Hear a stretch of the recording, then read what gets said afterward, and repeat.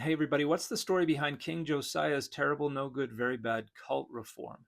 That's the topic of this week's episode of the Data Over Dogma podcast, which is available now wherever you get your podcasts. And I thought I'd give you a little peek.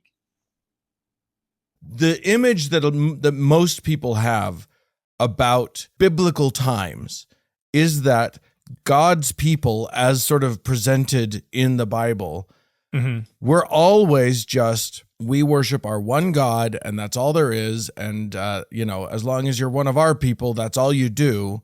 Right. If they're even aware that other gods exist in the Bible, there's no sense that, like, other Judeans would have any other ideas but to worship that single God in whatever correct way you would do it. But what's about to happen, what Josiah is about to do, make it clear, first of all, that, like, that wasn't the case at all.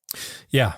Yeah. When we look at the facts on the ground, they tell a much different story. And what we get in the Bible is kind of a sanitized, idealized set of propagandistic stories. Right. And they're trying to assert, well, this is the way it is. And in reality, these texts are actually coming from a later time period and are looking back and saying, we're going to tell you the story of our forefathers, but in a way that serves our interests. And that's one of the hard things to tease apart. Biblical scholars look at the archaeology, they look at the text, they look at human nature and how these things work, and they've got to try to tease apart what seems likely to be historical versus what seems likely to be a retelling that is ahistorical, precisely because it serves the structuring of power of someone later down the road.